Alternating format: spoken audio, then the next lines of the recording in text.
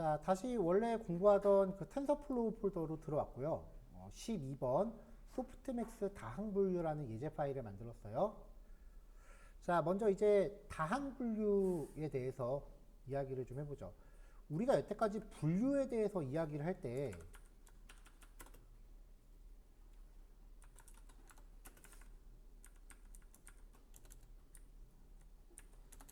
이진분류하고 다항분류 두 개로 나눠져요. 이진분류는 두 개의 선택지 중에 하나를 고르는 문제예요. 그러니까 종속 변수가 무조건 0 아니면 1이에요. 다항분류는 3개 이상의 선택지 중 하나예요. 그러니까 종속 변수가 0, 1, 최소 2까지는 가는 거죠. 근데 이 다항분류 같은 경우는 우리가 여태까지 했었던 그 분석 기법으로는 사실상 처리가 안 돼요. 그래서 이걸 처리하기 위해서 나온 그 활성화 함수가 소프트맥스 함수라는 거예요.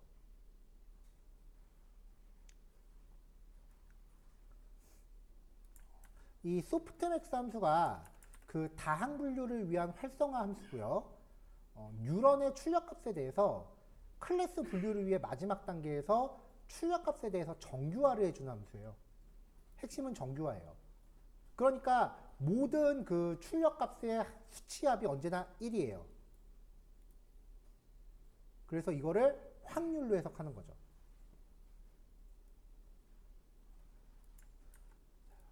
자, 그림으로 따라가 보면 우리가 텐서플로우에 적용하는 활성화 함수 중에 소프트맥스 함수라는 게 있어요.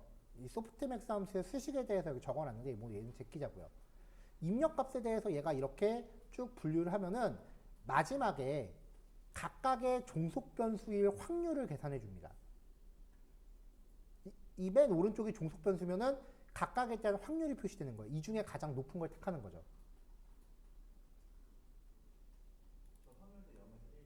당연하죠.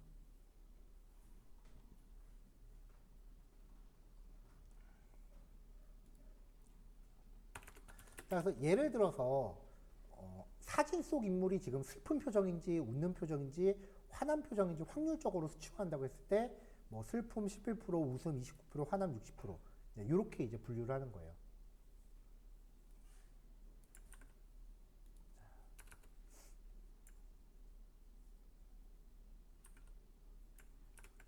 자, 뭐 위에 수식에서 expx는 이제 지수함수고요. 그 다음에 n은 그 뉴런의 개수, 그 다음에 YK는 K번째 출력이라는 의미예요. 요거는 넘어가도록 하죠. 펜.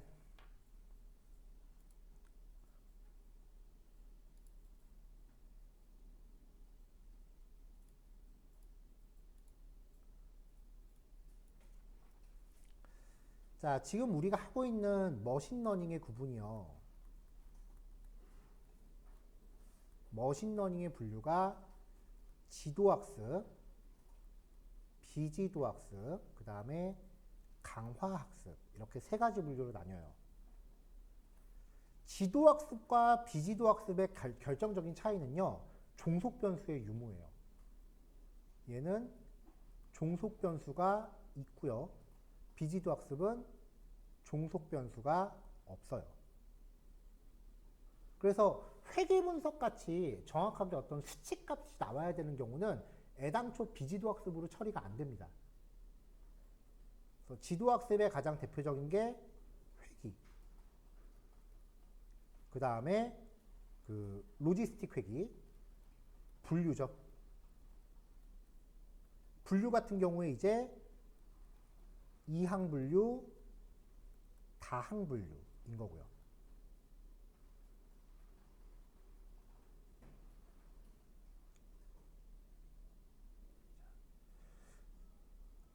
자, 예를 들어서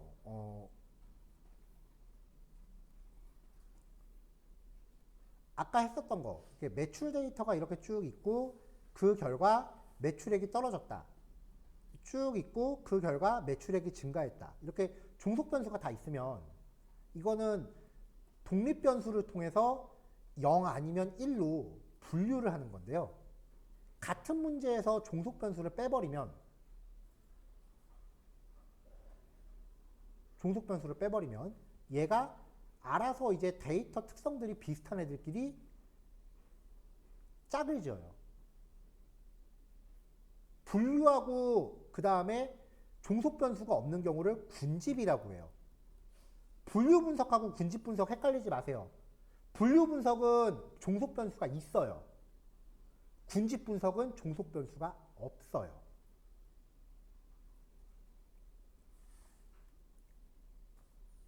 그리고 뭐 이 군집에서 이제 떨어지면은 뭐 그 추천 뭐 이런 것들을 이제 넘어가는 건데, 분류 분석이 아무래도 군집보다는 좀 더 쉽겠죠. 왜냐면 답이 있는 거에서 찾는 거니까. 자, 우리가 일상에서 이런 걸 만약에 활용한다라고 하면 이항 분류가 더 많을까요? 다항 분류가 더 많을까요? 다항이지. 만약에 날씨라고 한다면은 맑음, 흐림, 비옴 최소 3개잖아요. 비가 온다 안 온다만 한다 그러면 다 이항이지만 좀 더 선택지가 많으면 다항이라고요. 그래서 요 다항을 선택해서 다항을 확장해서 뭔가 좀 더 다양한 입력값을 처리하고자 했어요.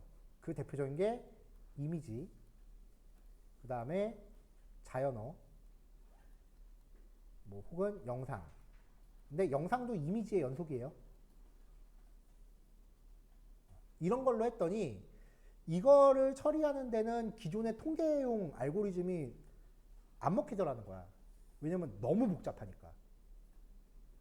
단순히 숫자값 계산이 아니라 이진 배열을 엄청나게 많이 계산해야 되니까 통계 알고리즘으로 하는 데는 이거 무슨 슈퍼컴퓨터가 들어가야 될 정도로 복잡하더라는 거죠. 그래서 좀 더 효율적인 얘네들을 처리하기 위한 분류의 효율적인 알고리즘을 구현하기 시작한 게 신경망이에요. 근데 애당초 다항 분류도 지도학습의 한 종류니까 신경망으로 굳이 이거 못할 게 없어지는 거죠. 그래서 우리가 지금 머신러닝으로 회귀 분류 보고 신경망으로 회귀 분류 본 거예요. 그래서 지도학습에서는 이렇게 같이 가는데 비지도학습으로 접어들면 그때부터는 다시 사이클런으로 돌아가요. 사이클런은 그 센 기능은 제공하지 않는데 옆으로 굉장히 많은 기능을 제공을 해요.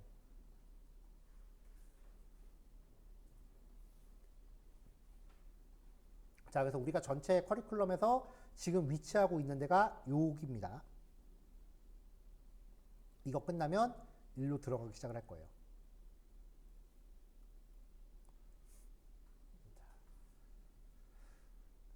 자, 소프트맥스 회귀 같은 경우는 예제 데이터를 구하기가 굉장히 힘들어요. 그래서 가장 많이 쓰이는 데이터셋이 대표적인 게 아이리스라고 하는 데이터셋이에요. 이게 그 붓꽃의 그 품종별로 그 꽃잎의 길이하고 넓이를 잰 거래요. 그래서 꽃잎의 길이와 넓이를 가지고 얘의 품종을 구별할 수 있는가에 대한 학습 모델을 만드는 예제 데이터셋인데 거의 다 이걸로 해요. 이거는 그냥 무조건 걸고 넘어가. 왜냐면 그 신뢰성 있는 예제 데이터가 이거 말고는 거의 없어요. 다항 분류부터는. 데이터 찾기가 진짜 힘들거든요. 근데 만약에 이 아이리스 데이터셋을 보면은 종속 변수가 있거든요. 그 종속 변수를 갖고 하면은 걔는 분류.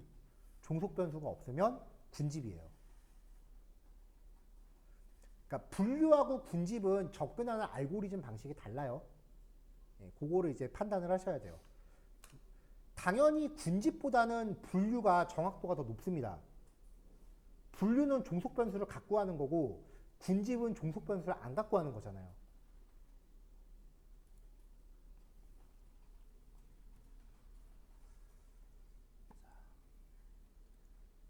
자, 이렇게 해서 이제 우리한테 필요한 패키지들을 이제 준비를 할 건데요.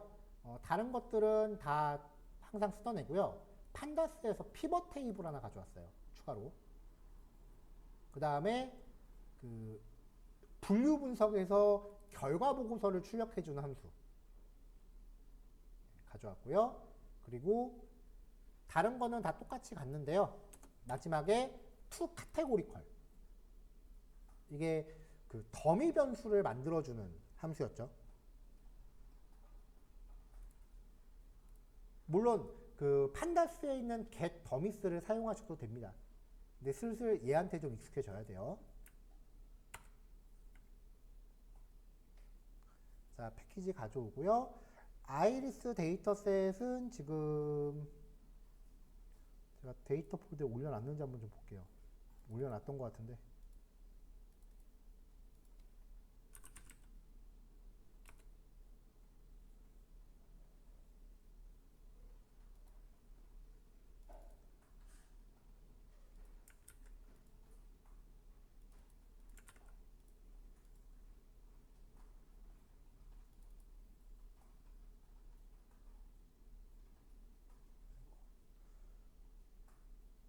자, 임포트 다 됐고요. 그 다음에 이제 데이터셋.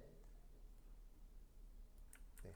요 데이터셋은 이제 그 아이리스, 붓꽃의 꽃잎에 대한 부분의 넓이와 길이를 측정한 데이터고 150개로 돼 있어요. 그래서 꽃받침의 길이 넓이, 꽃잎 길이 넓이를 토대로 세 가지로 나뉘는 붓꽃의 종류를 분류하는 모델을 만드는 게 목적이에요. 요 데이터는 텐서플로우에도 내장이 돼 있고요. 그 다음에 사이킬런에도 내장이 돼 있고 캑을 가서도 구할 수 있습니다. 데이터 주소는 지금 막 올렸기 때문에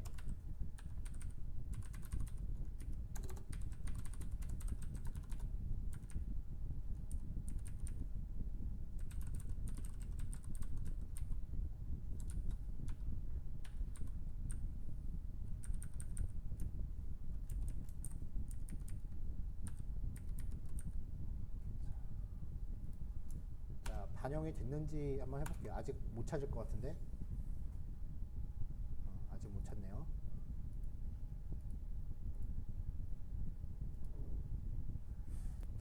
자, 데이터가 들어왔어요. 그럼 이제 처음 보는 데이터니까 데이터가 잘 돼 있는지 좀 봐야겠죠? 일단 결측치부터 봅시다.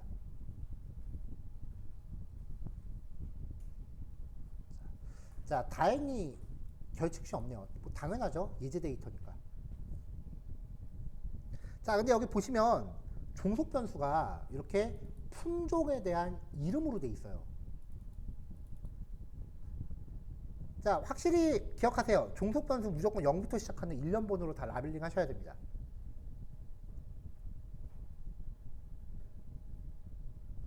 자, 그래서 이제 종속 변수 라벨링을 위해서 값의 종류를 확인해 볼게요.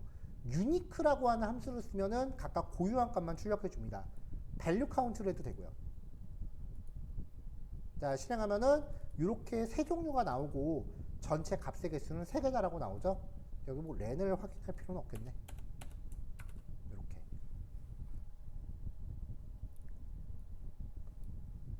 자, 이제 종속 변수 라벨링을 할게요. 자, 품종 데이터에 대해서 품종 데이터를 as type, 카테고리 명목형으로 바꾸는 거죠, 일단. 그러면서 뒤에 .cat이라고 하면은 그 판다스에서 제공하는 카테고리 객체라는 걸로 접근을 해요. 그 카테고리 객체가 갖고 있는 리네임 카테고리. 얘는 얘로, 얘는 얘로, 얘는 얘로 바꿔라. 이렇게 해서 라벨링 처리가 가능해져요. 각각 0, 1, 2 이렇게 3개로 데이터 라벨링이 되는 거죠. 뭐 이렇게 처리하는 방법은 여러 가지가 있잖아요. numpy.where이라고 해서 그 어떻게 바꿔라라고 처리하는 방법도 있고, 이번엔 새로운 방법을 한번 제시해 본 거예요. 그냥 코리안 스타일 라벨링이라고 적을까? 라벨링, 레이블링 매번 좀 뭐라고 해야 될지 좀 고민되는데.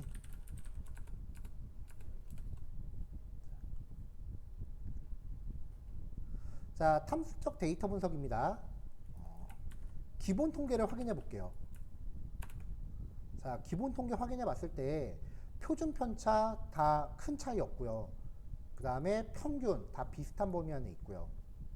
데이터 개수 150개로 똑같고, 최소값 뭐 봐서는 딱히 표준화를 할 필요는 없어 보여요.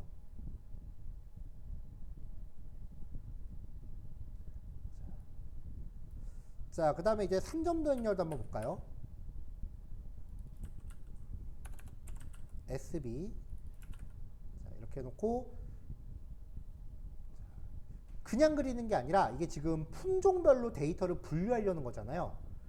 여기에서 산점도 그래프를 그리는 이유는 상관관계를 확인하려는 게 아닙니다. 추세선을 봐서 뭐 양의 상관관계 그런 걸 보려는 게 아니고요.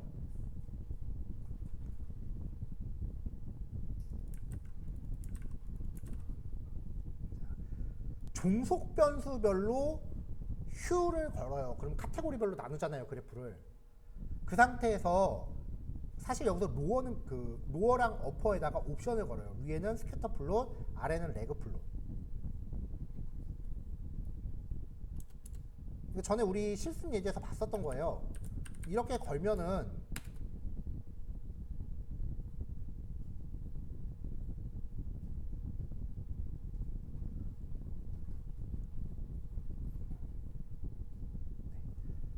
이 휴에 걸려져 있는 데이터를 기준으로 이렇게 군집을 묶어주거든요. 이렇게 봤을 때 얘네가 뚜렷이 그룹별로 나뉘는 특성이 있는지를 확인하기 위해서예요. 추세선을 보려는 게 목적이 아니라 이렇게 뚜렷하게 군집으로 나뉘는 특성인지, 그래서 이걸 통해서 우리가 종속 변수를 군집 지을 수 있는지를 확인하기 위해서 산점도를 보는 거예요. 추세선은 아무 상관없어요.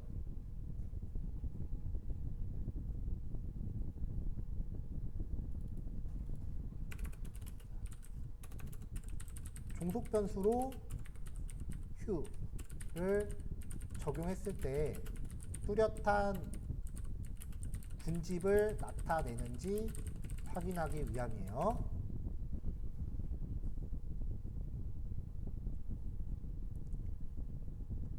자, 이제 데이터셋 분할하죠.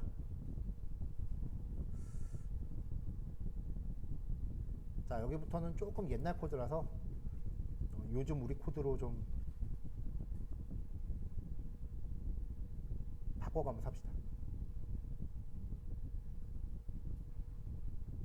자, 일단 랜덤 시트는 당연히 고정하고요.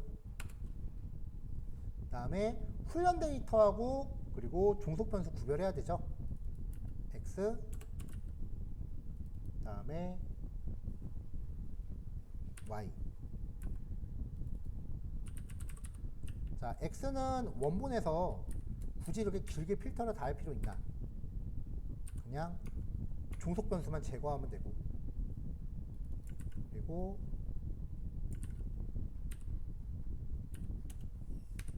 종속 변수는 요것만 뽑아내면 되고. 자, 이렇게 해서 X, Y로 분류를 했고요.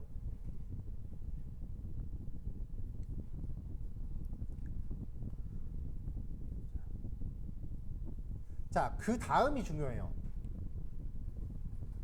지금 종속 변수 몇 개? 그건 아니, 종속 변수의 개수. 필드 몇 개? 한 개죠. 이걸 더미 변수 하셔야 돼요. 아까 값의 종류가 몇 개였죠? 세 개죠. 그럼 이걸 더미 변수 하면 종속 변수 총 몇 개? 세 개로 나온다는 거죠.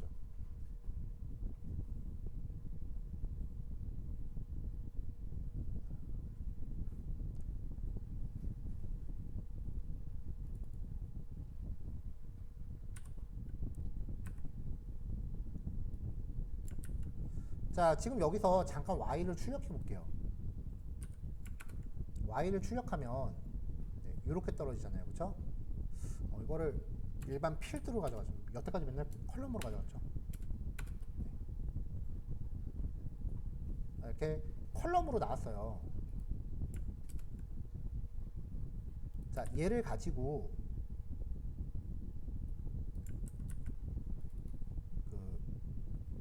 투 카테고리컬에다가 y를 줘봐요. 자, 일단 저장 안 하고서 한번 해볼게요. 자, 값의 종류가 0, 2, 1이라고 나오죠. 지금 얘가 데이터 프레임으로 안 돼 있고 저걸로 돼 있어서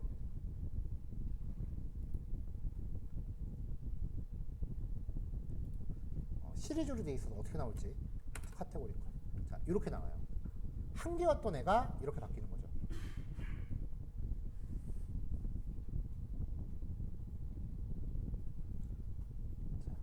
자, 그럼 요거의 의미가 뭐냐면 값의 종류가 0, 1, 2 아까 3개라 그랬죠. 여기가 1인 애들은 이 0이 1인 거예요. 이렇게 들어간 애들은 실제 데이터가 0인 애들이야. 그리고 여기가 1로 들어가는 애들, 얘네들은 원래 저장돼 있던 데이터가 1인 애들. 0, 0, 1로 가는 애들은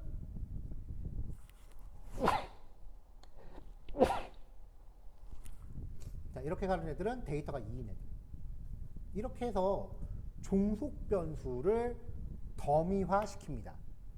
단 이거는 우리가 회계 분석에서 쓰던 더미랑은 달라요. 회계 분석에서 쓰던 더미는 어차피 하나는 있으나그만 없어도 그만이니까 하나는 항상 뺐죠. 얘는 분류예요, 다. 얘가 목적으로 하는 거는 여기에 속할 확률이 A%, 여기에 속할 확률이 B%, 여기에 속할 확률이 C% 이렇게 나누는 건데 값 하나를 빼버리면 그럼 얘는 어찌됐건 B 확률, C 확률만 계산해요. 얘는 하나 빼면 안 돼요. 다 가져가야 돼요. 통계랑 차이가 좀 여기저기 자잘하게 있습니다. 이런 거 깜빡하고 들어. 그래서 get더미스를 안 쓰고 투 카테고리걸 쓰는 거예요. 그리고 그 get더미스는 데이터 프레임에 밖에 작용을 못해요. 근데 투 카테고리컬은 지금 시리즈나 넘파이 배열에 대해서도 작용을 해요. 왜 그래야 되냐? 지금 제가 이거 종속 변수 한 개짜리를 3개로 쪼갰다 그랬죠. 하지만 실제로는 3개 같은 한 개입니다. 3개 같은 한 개예요. 종속 변수는 무조건 한 개예요. 3개라며요. 몇 열이에요, 이거? 2차 배열이죠. 몇 열이에요?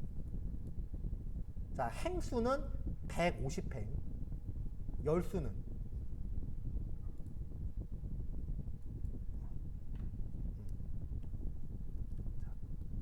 150행, 그 다음에 열이 3열이죠. 그러면 여기에서 y에 0번째라고 이거 1차원으로 치세요, 그냥. 그럼 출력되는 게 뭐겠어요? 이거 하나죠. 무슨 말인지 모르겠어? y의 ENC는 카테라고 합시다.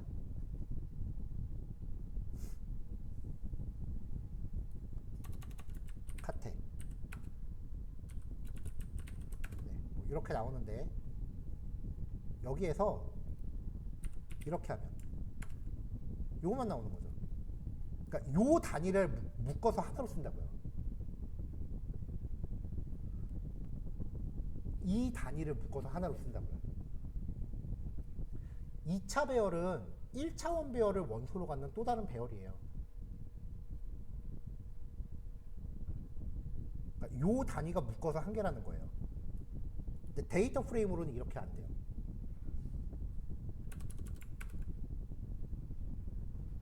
자, 이렇게 해서 원핫 인코딩이라고 합니다. 그냥 더미 변수 처리예요.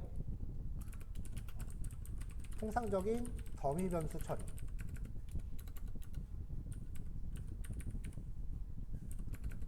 단, 계산을 위한 처리가 아닌, 계산이라 함은 회기식을 뜻한 거예요. 아닌 분류를 위한 처리이므로 번째 항목을 제외해서는 안 된다.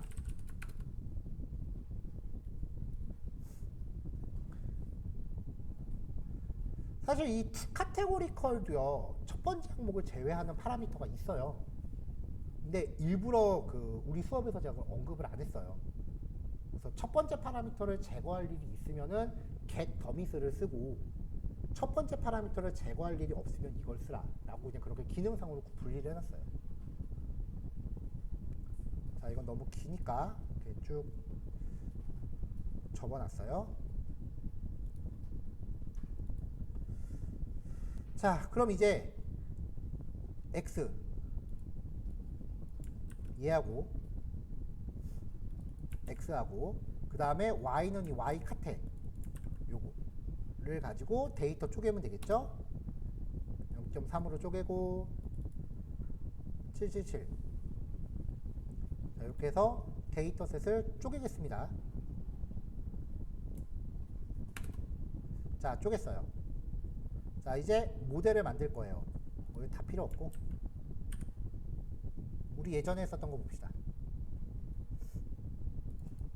자, 우리만의 필승법 다항 분류.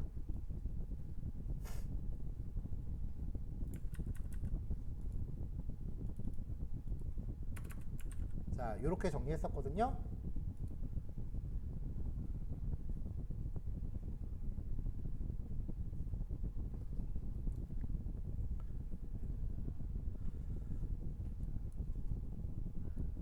자, 모델을 만들기 위해서 일단 예전에 타이타닉 예제했던 거 가져올게요. 타이타닉 예제에서 층을 32개로 쌌으니까 얘는 못해도 이거보다는 커요. 그쵸? 그래서 일단 64개로 잡을게요. 첫 번째는 리로로 들어가고요. 그 다음에 입력 변수 4개네요. 4개. 그리고 마지막 층은 소프트 맥스라는 걸로 걸어주시면 되고요. 옵티마이저는 ADAM 혹은 RMS 프로 둘 중에 하나가 들어가는데 이 둘 중에 하나씩 해보시고 성능이 더 좋은 걸 고르세요. 근데 뭔지 잘 모르겠으면 무조건 ADAM 쓰시는 게 제일 낫긴 해요. 자, 바이너리 크로스 엔트로피가 손실 함수였어요. 둘 중에 하나 고르는 함수. 얘는 카테고리컬 크로스 엔트로피예요. 자, 손실 함수가 달라지고요. 그 다음에 평가하는 기준은 얘도 ACC, 정확도입니다. 자, 이렇게 해서 서머리를 만들죠.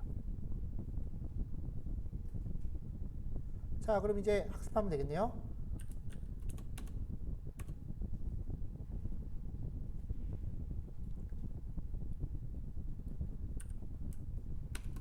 얘는 금방 끝날 거예요.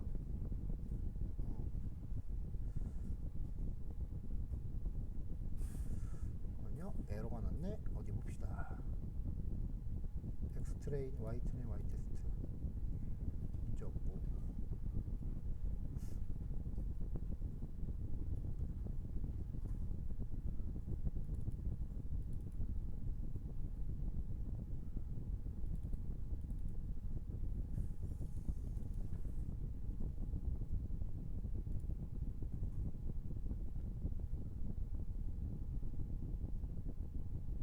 아, 큰 실수했다.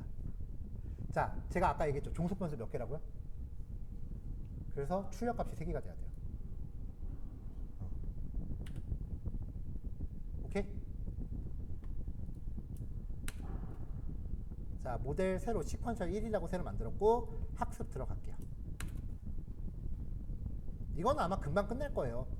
대표적인 예제 데이터들은 금방 끝나요. 자, 70번 해서 이제 끝이 났습니다. 자, 그럼 이제 우리가 했었던 기본적인 머신러닝 학습률.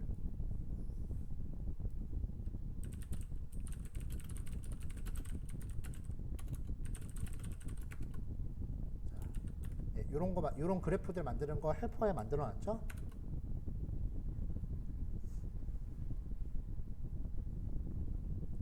잘 맞네요. 예제 데이터들의 특징이 이래요. 좀 공인된 예제 데이터들의 특징이 어떻게든 이게 되게 잘 나오게 해놨어.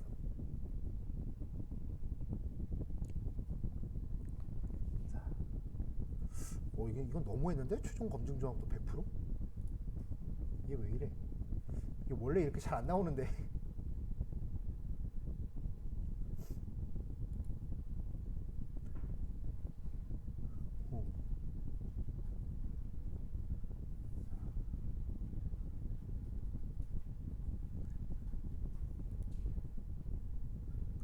이게 지금 예전에 돌렸던 코드거든요. 예전에는 98% 나왔는데 테스트를 했을 때 지금은 100%가 나오네요.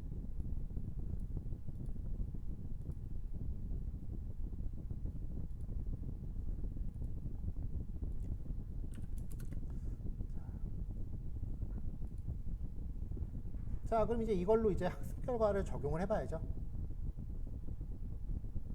자, 모델.predict에다가 x 테스트를 줬어요. 이렇게 해서 리절트가 나오죠.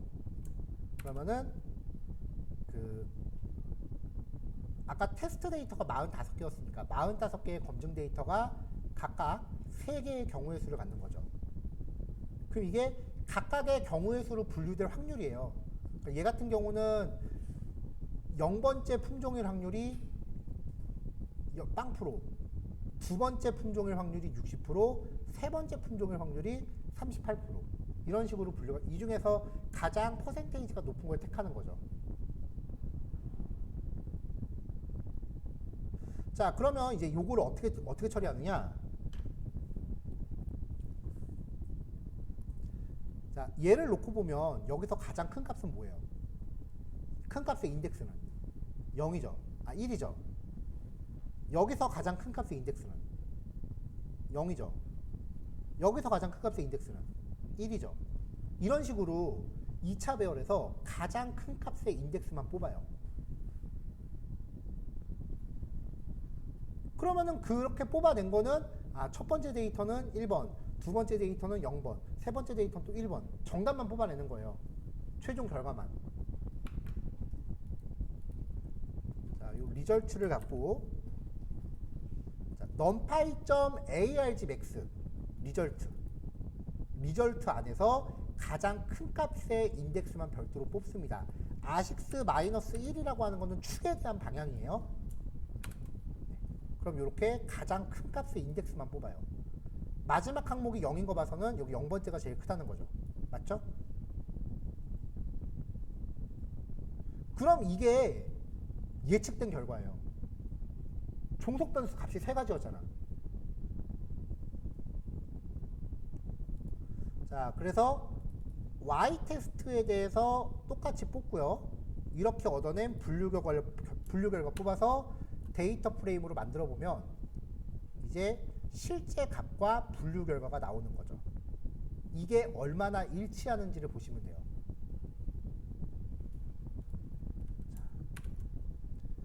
자, 데이터 프레임으로 구성을 했고요. 데이터 프레임으로 구성을 한 멜트 함수로 재배치했습니다. 그리고 이걸로 피벗 테이블로 만들어서 표를 한번 묶어봤고요.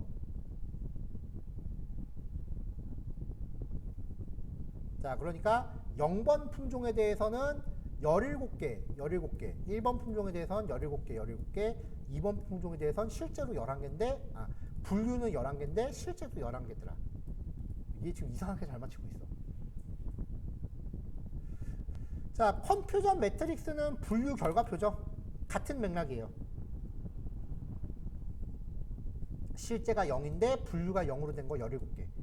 실제가 1인데 분류가 1로 된 거 17개. 그러니까 이게 그 다항 회귀에서 우리가 혼동행렬이라고 봤던 걸 대체하는 거라고 보시면 돼요.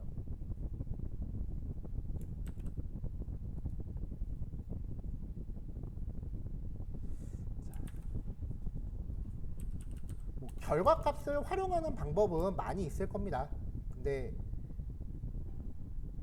그 결과를 도출하는 과정에서 일반적인 그 이진 분류하고는 몇몇 군데 차이점이 좀 발생을 했었어요. 일단 종속 변수에 그 더미 변수 처리 들어가야 된다는 거.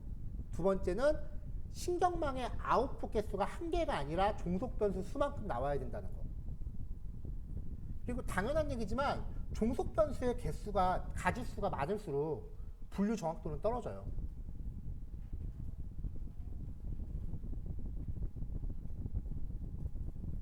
자, 요거 올라갔으니까 요거 해보시면 됩니다.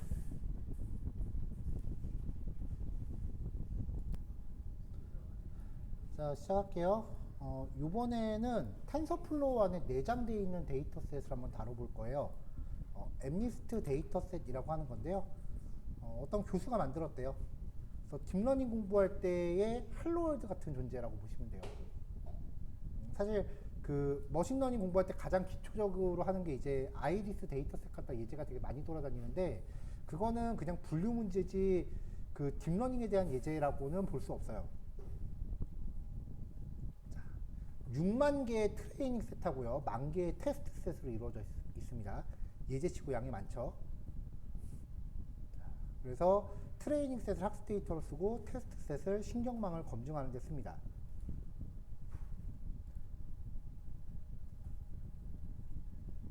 어떻게 생긴 데이터인지 좀 볼게요. 자, 일단 패키지를 먼저 준비합시다. 이것도 좀 옛날 코드라서 지금 최신 우리 수합하고 있는 거에 맞춰서.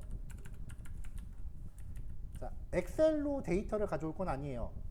텐서플로우 안에 내장되어 있는 거라 그랬죠? 그래서 리드 엑셀은 필요 없고요.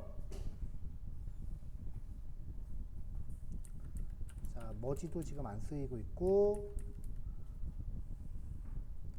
시퀀셜, 댄스, 콜백에서 얼리 스타핑이랑 뭐 학습률 조절하는 거는 들어가고, 그 다음에 체크 포인트는 지금 우리 안 만들고 있다 그랬고요. 그 다음에 투 카테고리컬, 이제 소프트맥스가 들어가면서 얘가 계속 필요하죠.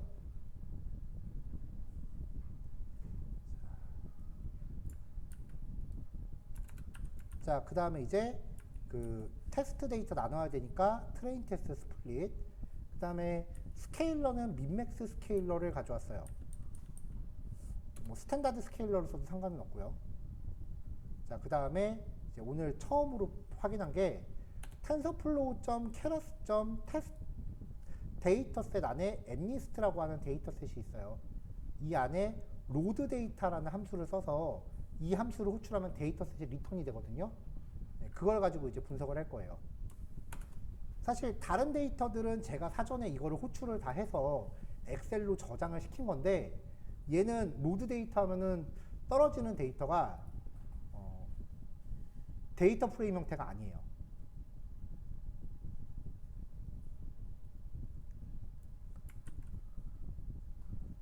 자, 패키지 다 로드 했고요.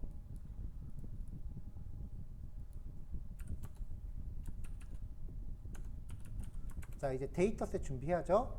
이 로드 데이터 함수를 써서 mnist.npg라고 하는 데이터를 가지고 호출하면은 트레인 데이터셋, 테스트 데이터셋이 이제 들어옵니다. 훈련 데이터 몇 개, 검증 데이터 몇 개인지 데이터 수를 전부 출력을 해봤어요. 로딩 되는데 시간 좀 걸렸어요. 자, 훈련 데이터 6만 개고요. 그 다음에 여기서 잘 보시면은 6만 개의 행이죠. 근데 보시면 데이터가 3차원으로 들어와요. 2차원이 아니에요. 여태까지 거랑 다른 예제예요. 6만 개인데 가로 28, 세로 28로 되어 있는 데이터가 6만 개 있다고요.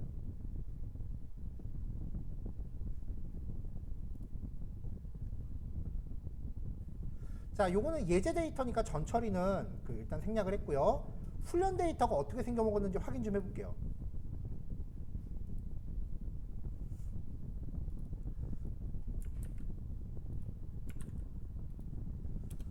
자, 쉐이프 출력한 거는 이미 앞에서 출력을 했으니까 쉐이프 출력한 거 여기서 또 출력할 필요는 없을 것 같고,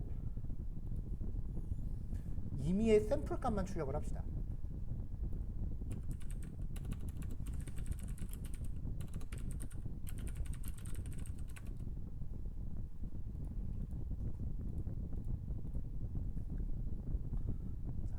X 트레인의 1번째 항목, 0번째 항목을 출력해도 상관없을 것 같긴 한데, 자, X 트레인의 0번째 항목을 출력해 보면은 6만 개 중에 0번째니까 가로 28, 세로 28로 되어 있는 2차원 데이터가 떨어진다고요. X 트레인의 0번째가 2차원이 아니고 3차원이기 때문에 2차원 배열이 떨어진다고요. 주피터에서 그냥 이렇게 출력하면 얘가 일정 개수 넘어가면 알아서 줄바꿈 하더라고요. 그래서 이런 거 출력할 때는 그냥 프린트 함수 쓰는 게 보기 편한 것 같아요. 매한가지긴 하네.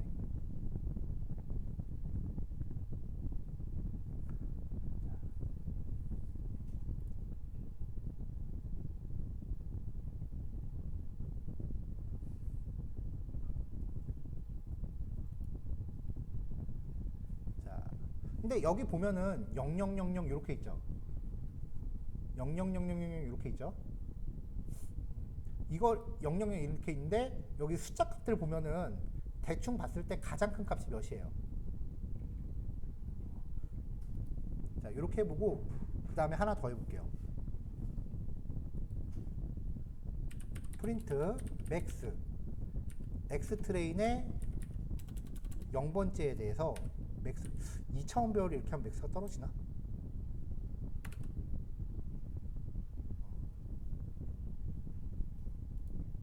안 나오네. 잠시만요.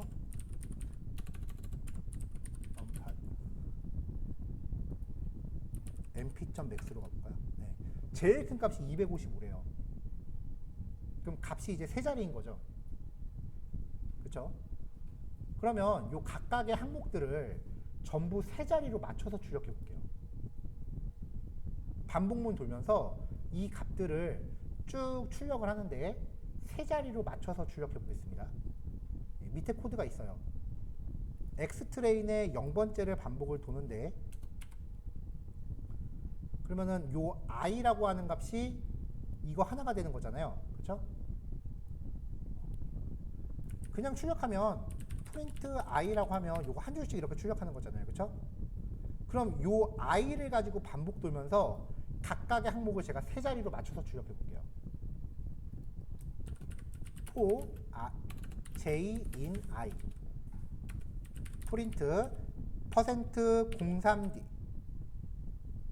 j를 출력할 거고요. 출력하고 줄 바꾸지 말아라. 한 줄로 출력할 거니까요. 그 다음에 한 줄 다 출력했으면 프린트. 뭐 같아요? 잘 안 보여요?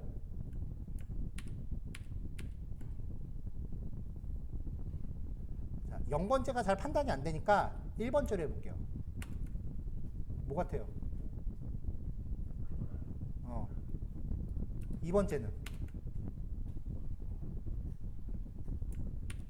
더 줄여? 뭐 같아요? 이렇게 가죠. 세 번째 이거는 네 번째 지금까지 봤던 거를 숫자라고 생각해 보세요. 0부터 1까지 손글씨 스캔 이미지예요. 이미지 데이터셋은 이렇게 생겼습니다, 여러분. 그러니까 원리를 알고 나면은 인공지능에 대한 환상이 깨져요. 결국 우리가 했던 모든 통계 연장선이야.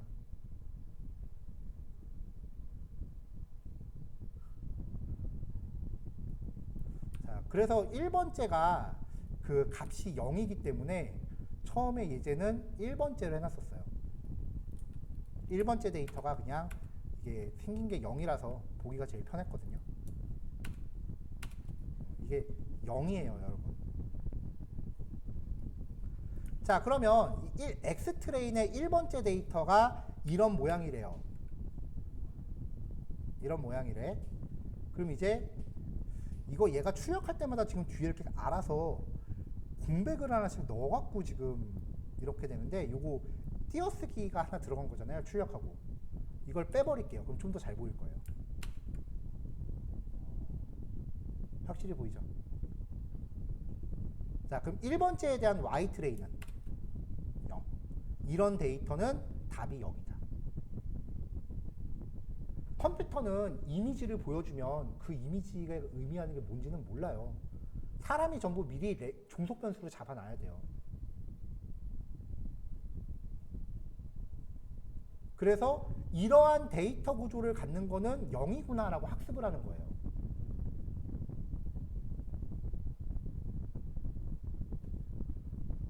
자, 엠니스트 데이터셋은요, 0부터 9까지 가로 28픽셀, 세로 28픽셀 크기의 이미지 6만 장, 플러스 만장, 훈련 데이터 6만 장, 검증 데이터 만장의 데이터예요. 단순히 글자를 표현하기 위한 간단한 이미지니까 배경색을 단색으로 처리하고 글자가 표시되는 영역을 노란색으로 표현했어요. 이게 배경은 배경색은 까만색으로 들어갔을 거예요, 아마. 자, 요 분석 구조를 이해하려면 이미지 데이터의 구조를 좀 이해해야 돼요. 이미지 파일의 구조. 근데 그 이미지 파일의 구조를 본격적으로 이야기하는 과목은 포토샵. 아니면 그렇지 않아도 어제 수업에서 나 이 얘기했는데 웹 퍼블리싱, 프론트엔드 개발. 걔네들은 이거 구조를 빠삭하게 배워요.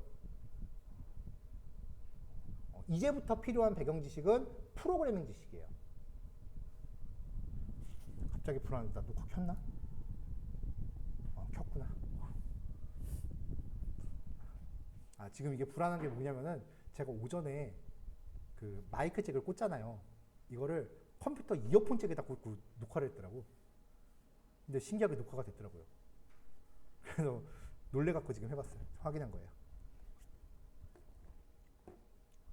자, 우리 모니터에서 해상도라는 얘기 하죠. 이 모니터 해상도가, 지금 제가 쓰는 모니터 해상도가 아마도 1980, 1920인가? 1920 곱하기 1280일 겁니다. 1080? 확인해보자 그냥. 모니터 해상도를 좀 볼게요. 1920 곱하기 1080.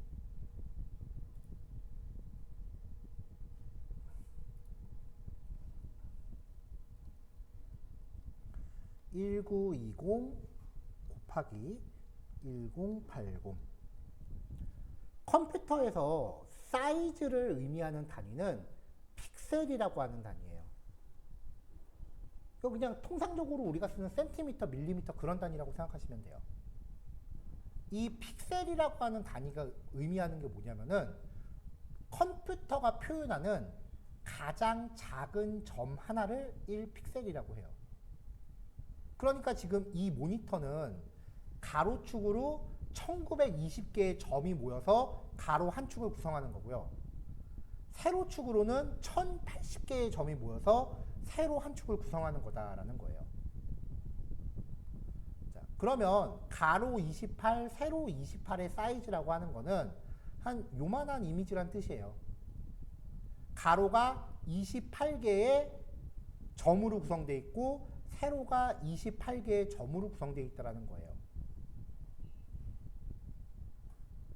이거를, 이미지를 이게 어떻게 생겼는지는 이미 영화 같은 데서도 되게 많이 나와요.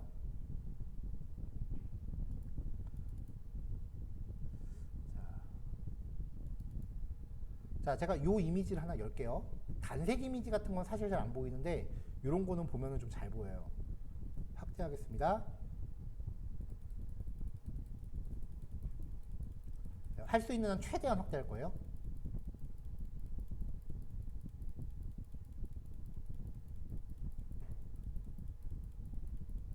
자글자글해지는 거 보이죠?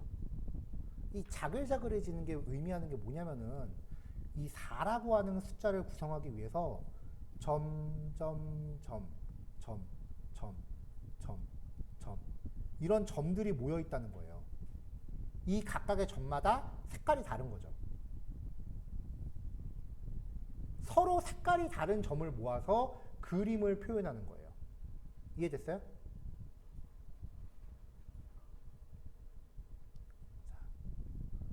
자, 그러니까 이미지가 6만 장이야.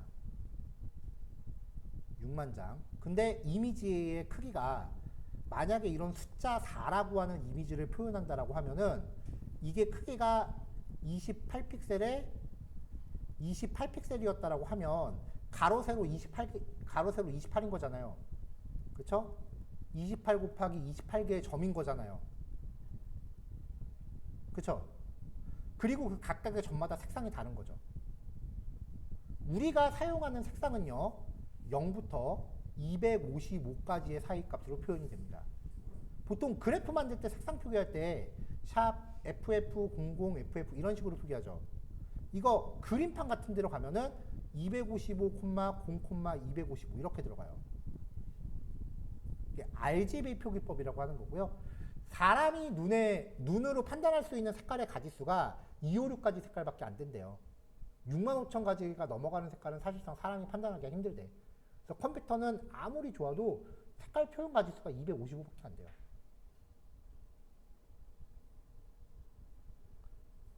자연에서 우리가 보는 색깔은 최소 6만 5천 가지 이상의 색깔인데 컴퓨터는 255가지의 색깔로 그냥 모든 걸 표현해요.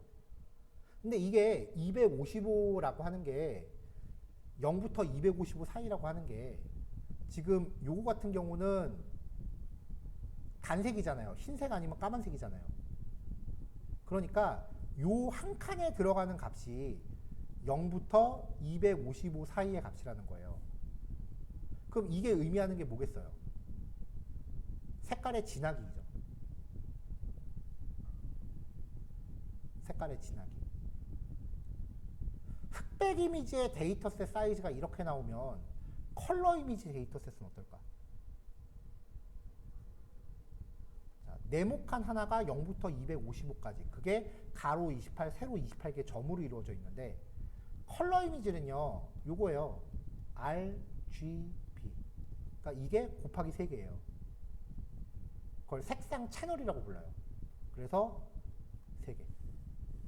데이터가 4차원으로 들어와요. 4차원 벡터로 들어와요.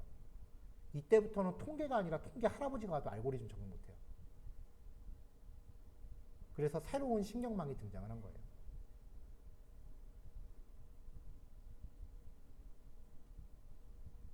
그래서 일단은 단색으로 할 거기 때문에 지금 샘플 데이터셋은 단색이기 때문에 색상의 종류가 0부터 255 사이의 패턴인 거예요.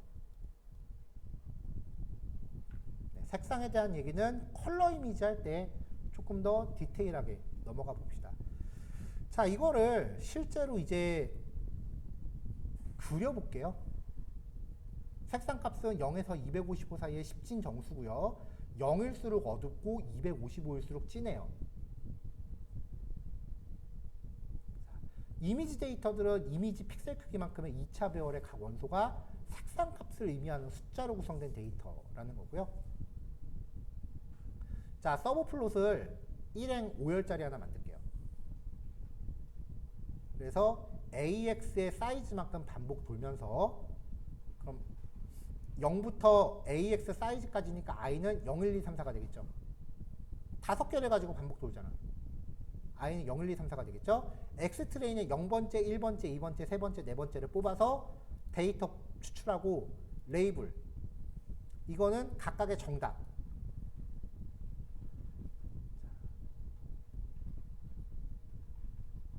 여기 가져온 함수 중에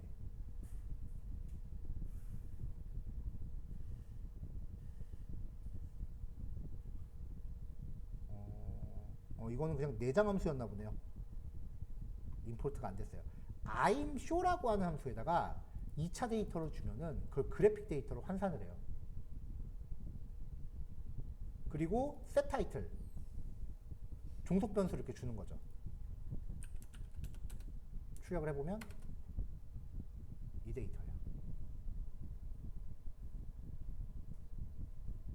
이거를 그러니까 지금 여기에서 실제 적용하려면은 그 물리적으로 존재하는 이미지 파일들 있죠. 그 이미지 파일들을 이렇게 이진 데이터로 바꿔서 불러들이는 거. 그거는 지금 당장 공부하기에는 갑자기 프로그래밍으로 확 넘어가는 거니까 일단 내장되어 있는 데이터셋을 소개하는 거예요. 자, 이미지 분석을 가장 많이 쓰는 분야 중에서 흑백 이미지로 분류하는 거. 제일 쉬운 거. 엑스레이 검증이요. 엑스레이는 흑백 이미지잖아요. 그거 누군가가 눈으로 봐서 이거는 양성이다, 음성이다 이것만 판단해 주면 돼. 그러니까 의사 한 명 앉아놓고서 쪽쪽 빨아먹어야지. 이미지 6만 장 보고 양성, 음성 판단하고 앉아 있어야 되니까. 노가다 무지하게 들어가요. 아마 모르긴 몰라도 환지님 취업해서 그런 거 할 거야. 그러니까 되게 많은 그 일을 하게 되는 거야. 업무량이 상당합니다. 그러니까 머신러닝의 그 종속 변수는 대부분 전문가의 견해가 들어가는 데이터들이 많아요. 각 분야의 전문가들의 견해가. 이거는 그런 거 필요 없죠.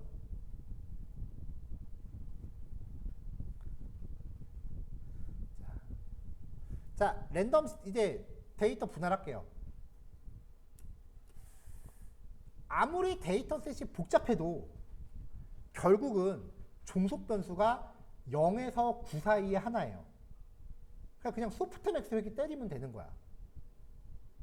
관건은 이미지 데이터를 아까 우리가 봤었던 이진 데이터로 변환하는 과정이 관건인 거지, 이게 더 힘든 거지, 분석 자체는 이미 앞에 예제랑 큰 차이가 없어요. 자, 랜덤 데이터셋 분할하고요. 자, 훈련 데이터하고 종속 변수는 처음부터 구별되어 있었으니까 필요 없고요. 검증 데이터 분할하는 것도 필요 없죠. 자, 그 다음에 소프트맥스 회귀는 종속 변수를 더미화 시켜야 된다 그랬죠. 그래서 투 카테고리컬로 X 트레인과 Y 트레인과 Y 테스트를 인코딩을 시킵니다. 네, 그러면 이렇게 쭉 분리가 되는 거죠.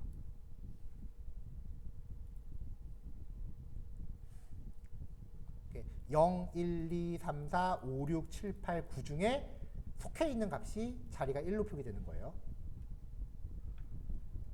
그러니까 종속 변수가 처음에 생겨먹은 게 5까지만 있었다고 해줍시다. 종속 변수가 1, 3, 5, 2, 4였어. 그럼 얘를 원하드 인코딩으로 시키면 1, 0, 0, 0, 0, 0, 0, 1, 0, 0, 0, 0, 0, 0, 1, 0, 1, 0, 0, 0, 0, 0, 0, 1, 0 이렇게 만드는 게 그 원핫 인코딩이라고 불러요. 머신러닝 쪽에서는 원핫 인코딩이라고 부르는데 그냥 우리가 알고 있는 더미 변수 처리예요.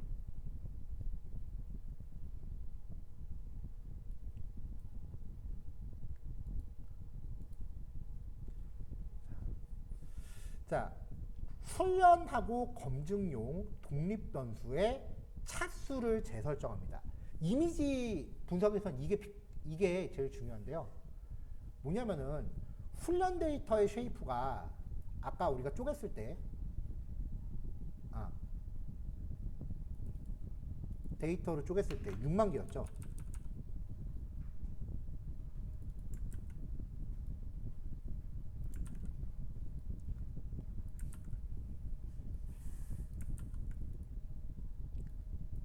자, 6만 개였죠.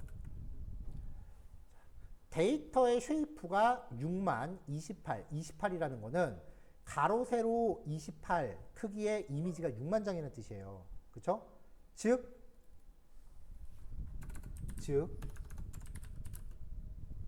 28 곱하기 28 곱하기 28의 2차 배열이 6만 개가 존재한다는 의미예요. 이거를 학습시키면 컴퓨터가 되게 힘들어해요. 차수가 높으니까. 그래서 이거를 단순화시키기 위해서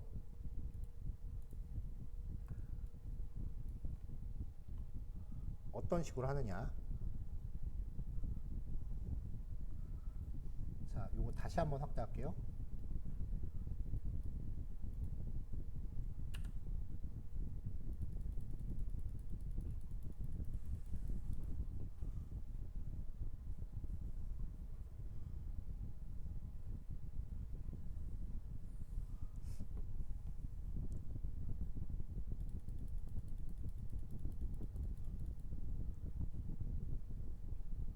자, 이렇게 있으면 이걸 프린트 스크린 하나 할게요.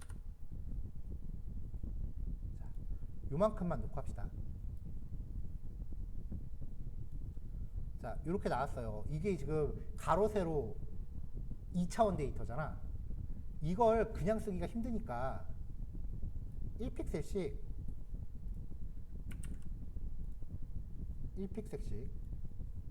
뜯어내요. 여기가 1픽셀이라고 칩시다.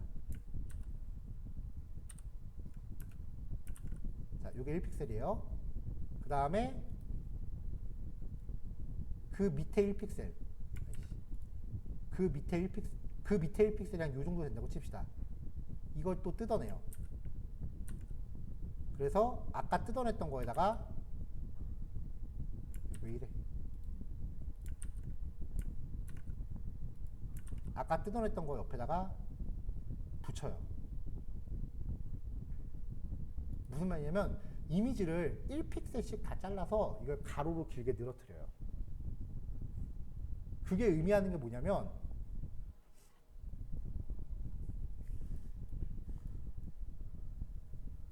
여기가 28이라 그랬죠 아까. 여기가 28이라 그랬죠. 이거를 1픽셀씩 쪼개면 몇 개가 나와요? 28개 나오지. 그쵸? 거의 옆으로 늘어 붙인다 그랬죠. 그러면은 28개가 여기 옆에 갖다 붙는 거 아니에요. 그럼 행수는 몇 개가 돼? 1개가 되죠. 28 x 28의 2차 배열보다는 28 곱하기 28은 얼마야?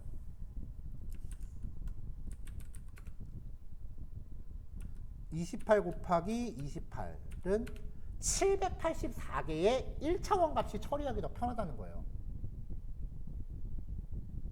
28 곱하기 28의 2차원 데이터보다는 784개의 1차원 데이터가 표현하기 더 편하다.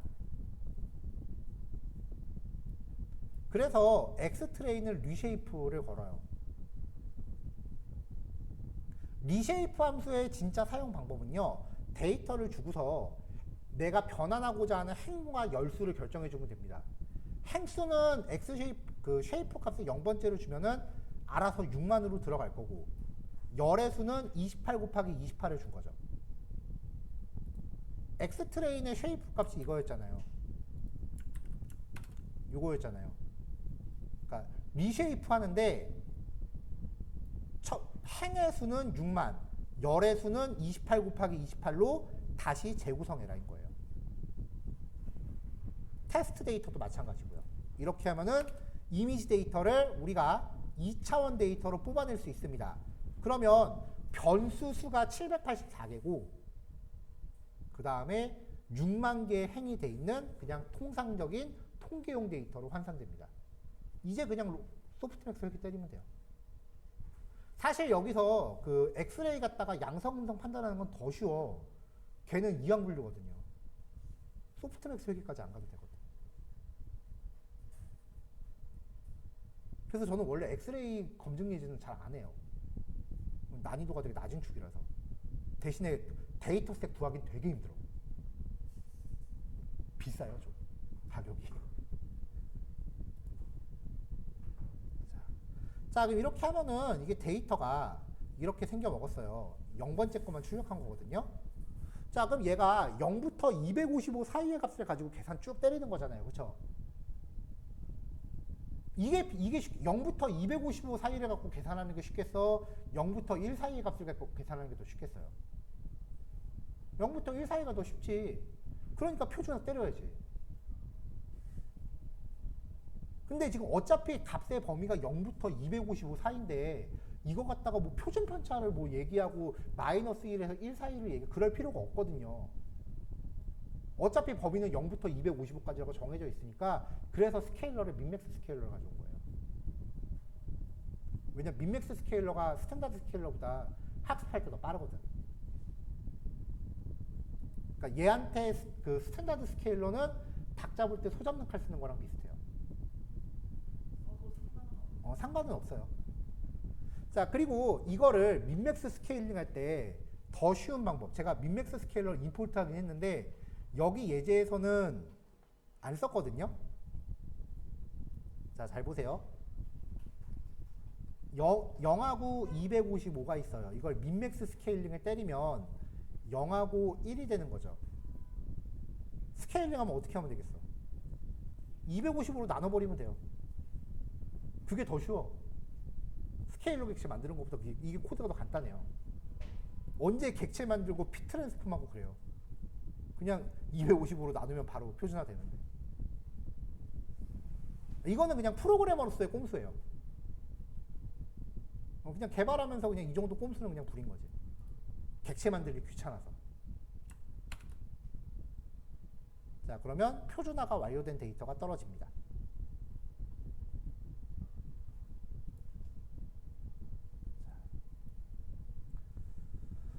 자, 그 다음에 이제 모델을 만들죠. 요거는 이제 날려버리고 아까 우리가 했었던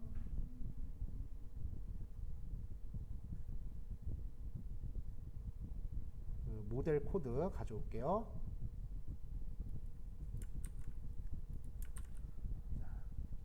자, 댄스층 64개를 걸었었어요, 아까. 근데 이거는 종속 변수 개수도 10개야.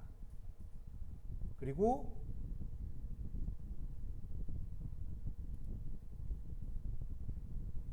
그 다음에 입력되는 쉐이프의 수도 지금 요거 노멀의 0, 요거에 지금 이렇게 출력된 거잖아요. 종속 변수의 개수가 이만큼이에요. 그러니까 프린트 len 종속 변수의 개수가 왜 안 나와?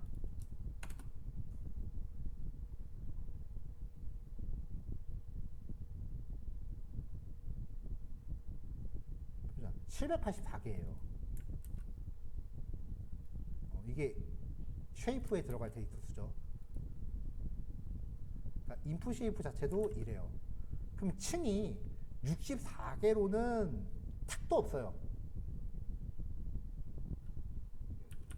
256개 정도 걸게요. 그 다음에 출력 데이터는 10개였죠. 나머지 똑같아요. 자, 모델 샀고요.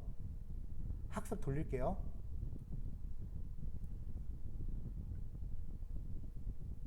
학습하기도 아까 했었던 코드 그대로 복사해서 놓겠습니다. 이후에 학습 결과 평가, 모델 성능 평가 그거는 뭐 비슷한 거니까. 자, 돌릴게요.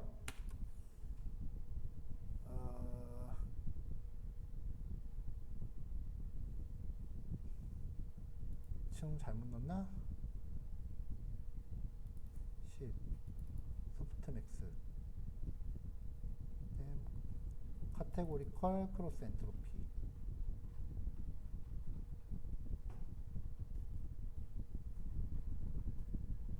아, 변수를 잘못 넣었죠. 얘네를 넣어야 되는데. 표준화.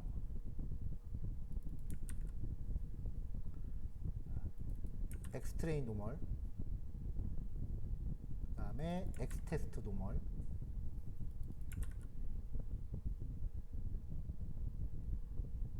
그리고 Y 데이터에 대해서는 아까 원핫 인코딩 한 애들. 이거 넣어야죠.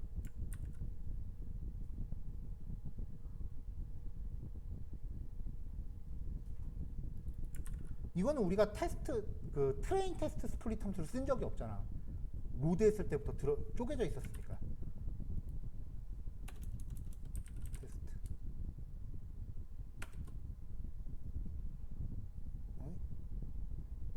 자, 논 퍼스트 콜 펑션.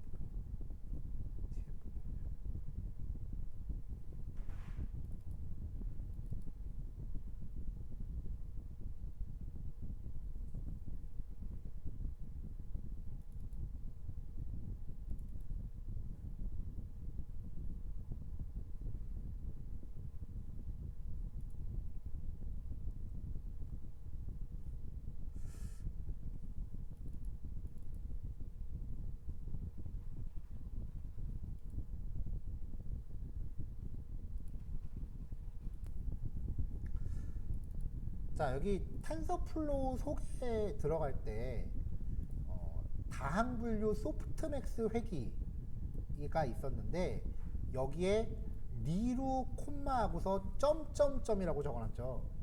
이게 의미하는 게 뭐냐면은 데이터의 원래 차수에 따라서 우리가 층을 몇 개를 더 쌓아준다라는 걸 표기한 거예요. 그러니까 원래 그 데이터 값 하나가 2차원 배열이었잖아요. 2차원 배열이었잖아요. 그래서 첫 번째 층을 쌓은 다음에 한 번 더 쌓아 주셔야 돼요. 데이터가 2차원이라는 걸 알려주기 위해서.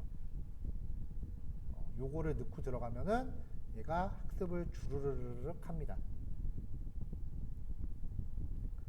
자, 그럼 이제 얘가 학습을 잘 했는지 판단을 해보죠.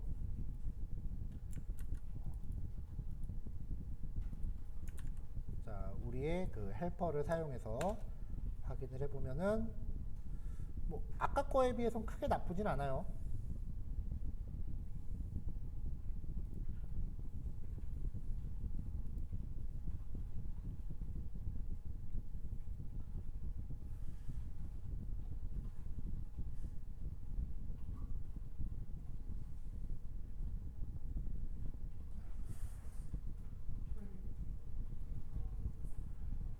자, 이쪽 코드 어디엔가 지금 에러가 나고 있는데, 그쵸.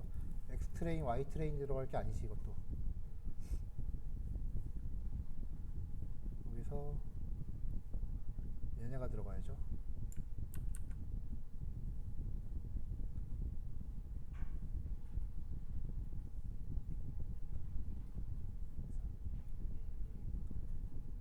자, 이렇게 들어가줘야 되고, 여기도 요걸로 들어가줘야 되고. 근데 이거 헬퍼가 지금 이렇게 다차원 데이터 준 거에 대해서도 적응을 할지 모르겠네.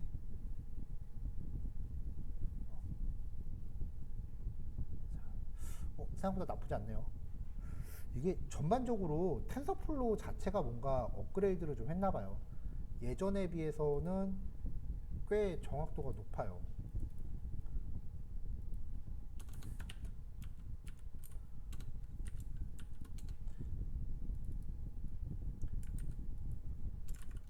자, 테스트 데이터에 대해서 예측 데이터를 산정해 볼게요. X 테스트 노멀 갖고 프리딕트 걸면은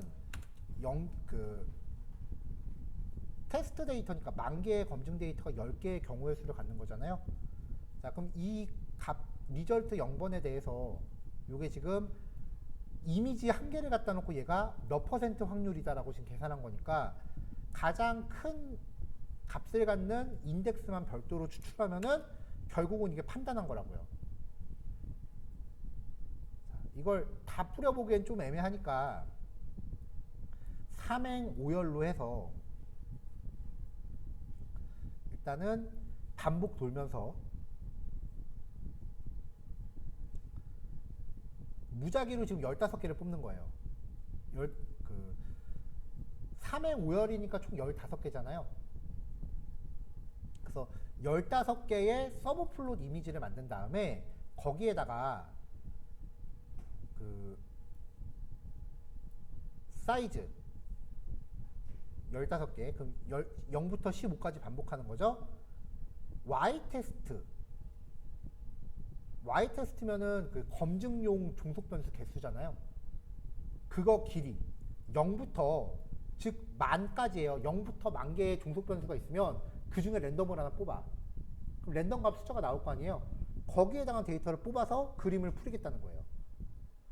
그래서 랜덤으로 길이 하나 뽑아서 거기에 있는 테스트 데이터 뽑아갖고 아임쇼로 뿌리고 실제 종속 변수는 이건데 머신러닝이 예측한 거는 이거였다 라고 해서 비교하는 걸 한번 뿌려보자고요.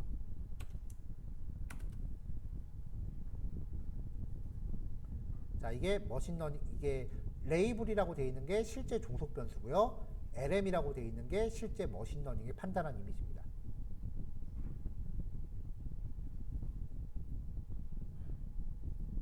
정확하게 인식하죠.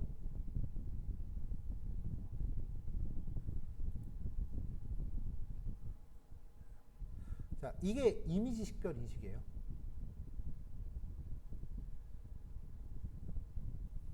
별거 아니, 솔직히 별거 없잖아.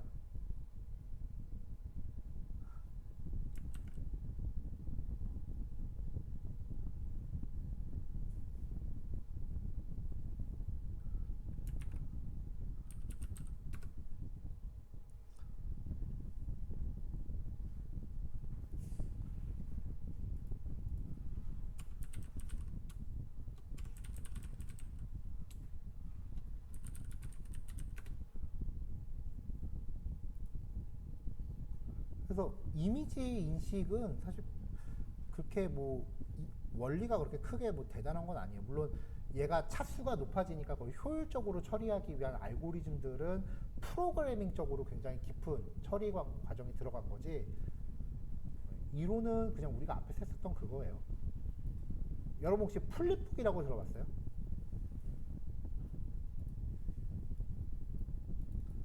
이거 쫙 넘기면 그림이 움직이면서 영상처럼 되는 거. 왜 게임할 때 여러분 FPS라는 얘기, FPS라는 얘기 하죠. 영상에서 한 컷을 프레임이라고 해요. FPS는 프레임 퍼 세컨드예요. 통상적으로 3D 게임 할 때 60fps를 최소로 보죠.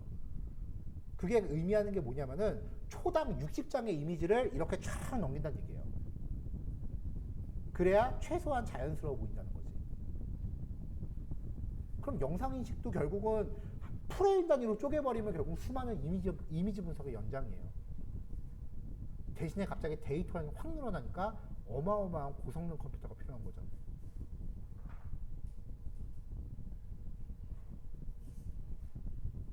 물론 여기서 이제 앞으로 더 그 다양한 예제들을 소개하겠지만 그래도 요 예제를 접하면은 이제 당장 여태까지가 알고 있었, 물론 나중에 자연어 처리도 보면 이거랑 비슷해요. 여태까지 AI라고 느꼈던 거에 대한 환상은 다소 깨질 거예요. 뭐야 이런 거였어 하니까. 여기에 종속 변수를 내가 이거를 이건 1이 아니고 10이야 라고 적어놨으면 얘는 10이라고 학습할 수밖에 없어. 그래서 머신러닝은 물론 베이스는 통계적인 거지만 복잡한 데이터셋을 그 통계 공식에 적용할 수 있도록 단순화시키는 프로그램적인 알고리즘이 굉장히 복잡한 애들이에요. 자, 오늘 수업 설명은 여기까지 할 겁니다. 요거 실습하시면은 제가 봤을 때는 대략 한 4시 조금 안 될 것 같고요. 연습 문제 2개 하세요. 그다음에 풀이는 월요일 날 할게요. 이제 월요일 날은 컬러 이미지 해야죠. 네, 월요일부터는 학습 환경을 구글 콜앱으로 바뀔 겁니다. 일단은 여기 학원 PC에서 해보고 정 안 되겠다 싶으면 콜앱으로 돌리긴 할게요. 일단 학원 컴퓨터에서는 최대한 버틸 수 있을 때까지 버틸게요. 자, 녹화 끌게요. 수고하셨어요.